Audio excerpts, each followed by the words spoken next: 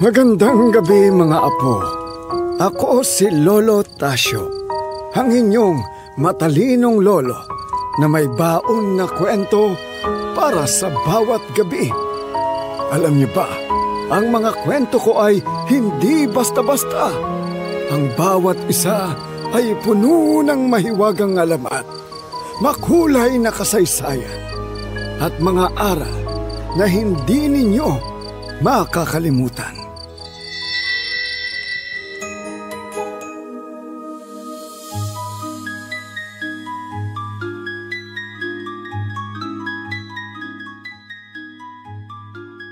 Sa makabagong panahon, tila hindi na maihihiwalay ang teknolohiya sa pang-araw-araw na buhay ng mga tao, lalo na ng mga kabataan.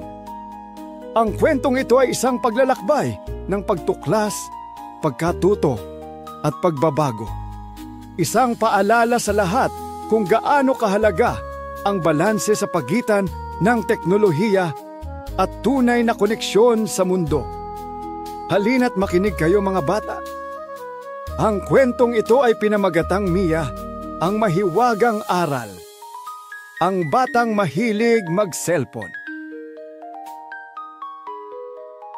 Sa isang tahimik na bayan sa San Isidro, may isang batang babae na nagngangalang Mia. 7 taong gulang pa lamang siya, ngunit tila umiikot ang kanyang mundo sa isang maliit na device, ang kanyang tablet. Lumaki siyang may marangyang buhay, kaya't halos lahat ng kanyang naisin ay madaling natatanggap.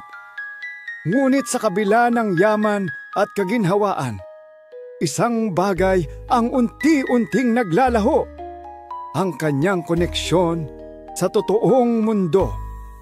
Araw-araw, pagkagising ni Mia, ang unang hinahanap niya ay ang kanyang tablet. Habang kumakain ng almusal, nakatutok ang kanyang mga mata sa screen.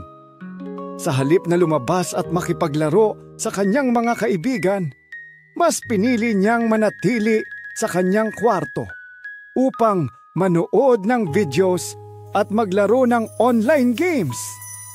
Hindi niya namamalayan na unti-unti siyang nalulunod sa digital na mundo. Isang araw, napansin ng kanyang ina ang labis na pagkahumaling ni Mia sa kanyang gadget. Kinuha niya ito at sinabing, "Mia, anak, kailangan mong matutong limitahan ang paggamit ng iyong tablet. Hindi ito dapat ang iyong buong mundo."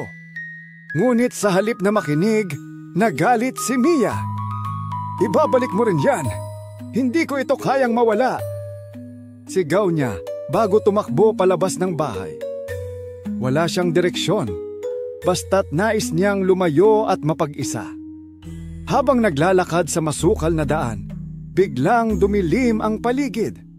Lumakas ang hangin at nagsimulang umalon ang mga dahon sa lupa. Isang mahiwagang liwanag ang lumitaw sa harapan niya, at mula rito, isang maganda at misteryosong diwata ang lumabas. Siya ay si Althea, ang diwata ng teknolohiya. "Mia," wika ni Althea, "napansin ko kung paano mo napabayaan ang iyong tunay na mundo. Dahil dito, bibigyan kita ng isang leksyon. Dadaling kita sa isang lugar kung saan walang gadget, walang internet, at walang kahit anong teknolohiyang maaari mong sandalan." Sa isang iglap, naglaho ang lahat. Nagising si Mia sa isang maliit na baryo na hindi niya kilala. Walang matataas na gusali, walang kuryente, at higit sa lahat, walang kahit anong gadget. Nakita niya ang mga tao na abala sa kanilang pang-araw-araw na gawain. Nagluluto, nag-aalaga ng hayop, at nagtutulungan. Pakiramdam niya'y napakalayo niya sa buhay na kanyang nakasanayan. Naramdaman niya ang gutom, ngunit walang pagkain. Wala siyang magawa kundi maglakad-lakad hanggang may lumapit na batang lalaki. "Mukhang gutom ka. Eto, kumain ka," sabi ng batang nagpakilala bilang Lito. Nag-aalinlangan man, tinanggap ni Mia ang alok ni Lito. Sa araw na yon, dinala siya ng bata sa kanilang tahanan. Isang maliit na kubo na gawa sa kahoy at pawid. Pero sa loob nito, dama niya ang init ng pamilya ni Lito. Doon niya naranasan kung paano maging masaya kahit sa simpleng pamumuhay. Natutunan niyang gumawa ng mga gawaing bahay, magtanim ng gulay, at mag-alaga ng hayop. Habang lumilipas ang mga araw, natutunan ni Mia ang maraming bagay. Ang halaga ng tunay na kaibigan, ang saya ng paglalaro sa labas, at ang kahalagahan ng pamilya. Napagtanto niyang hindi lang teknolohiya ang nagpapaligaya sa kanya, kundi ang tunay na koneksyon sa mga taong mahalaga sa kanyang buhay. Dumaan ang mga linggo at mas lalong naging malapit si Mia kay Lito at sa kanyang pamilya.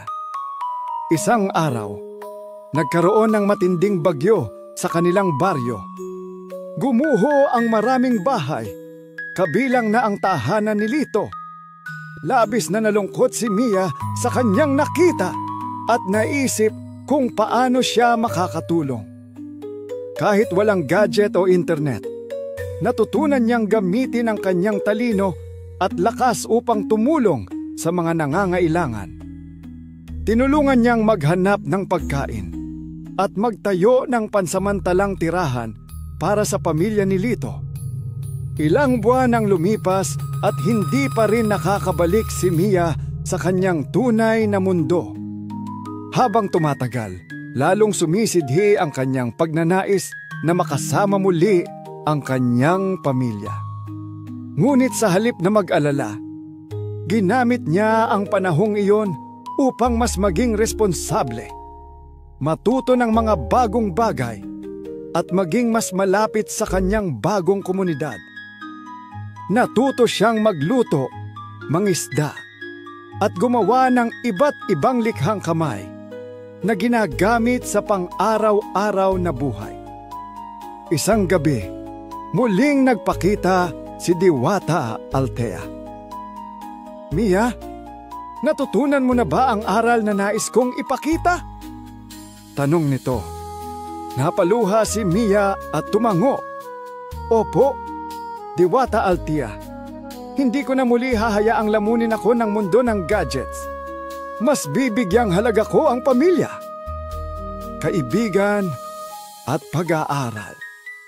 Natutunan ko rin na ang tunay na kasiyahan ay hindi nakikita sa screen, kundi sa mga tunay na alaala na nabubuo natin kasama ang mahal natin sa buhay." Sa isang kisap mata, nagising siyang muli sa kanyang kwarto. Tumakbo siya papunta sa kanyang ina at mahigpit itong niyakap. "Patawad po, inay. Mula ngayon, mas bibigyan ko ng oras ang tunay na mundo." Mula noon, natuto si Mia na gumamit ng teknolohiya sa tamang paraan. Hindi bilang hadlang, kundi bilang kasangkapan upang matuto at makipag-ugnayan sa iba. At sa wakas, natuklasan niya ang tunay na halaga ng buhay, hindi sa loob ng isang screen, kundi sa yakap ng kanyang pamilya at sa halakhak ng mga tunay na kaibigan. Nagpasya siyang bawasan ang paggamit ng gadget at mas bigyang pansin ang pakikipaglaro, pag-aaral, at pagtulong sa iba. Sa huli, nagbalik si Mia sa dati niyang buhay. Ngunit sa pagkakataong ito, dala na niya ang isang mahalagang aral. Ang tunay na mundo ay hindi matatagpuan sa loob ng isang screen, kundi sa puso ng mga taong tunay na nagmamahal sa kanya. Lumipas ang mga taon, hindi nakalimutan ni Mia ang natutunan niya sa baryo. Nagsumikap siya sa pag-aaral at naging inspirasyon sa iba na gamitin ang teknolohiya ng may disiplina at malasakit. hindi niya na muling hinayaan ang sarili na lumayo sa tunay na kahulugan ng buhay. Ang pagiging malapit sa kanyang pamilya at tunay na mga kaibigan. Mga apo, halina't sumama sa akin sa isang pambihirang paglalakbay ng mga kwento. Mula sa mga alamat at pabula hanggang sa mga mahiwagang kwento ng engkanto, kababalaghan at pakikipagsapalaran. Ang lahat ng ito, ihahandog ko sa inyo. Makinig, matuto, at maaliw sa mga kwentong nagbigay liwanag sa nakaraan at patuloy na nagbibigay inspirasyon sa kasalukuyan. Ako si Lolo Tasio at inaanyayahan ko kayong mag-subscribe sa aking channel at sabay-sabay nating tuklasin ang mga mundo ng imahinasyon. Huwag kalimutang pindutin ang like, mag-share at mag-click ng bell para lagi kayong updated sa aking mga kwento. Halina't magpakwento kay Lolo Tasio, kung saan ang bawat kwento ay may aral at saya.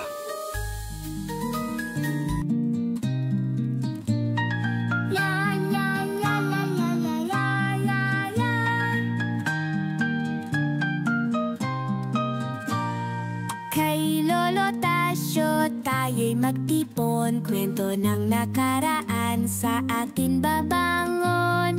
Pabula, alamat at engkanto, mahiwagang mundo, sama-sama tayo. May aral sa bawat salita, may saya sa bawat tawa. Halina't tuklasin ang kwentong hindi lilimutin. Kay Lolo Tasio, lahat ay kayang abutin. Mga kwento ni Lolo Tasio, mundo ng imahinasyon, puntahan mo. Lumang araw, bagong liwanag dito sa kwento, may hatid na galak. Mga kwento ni Lolo Tasio,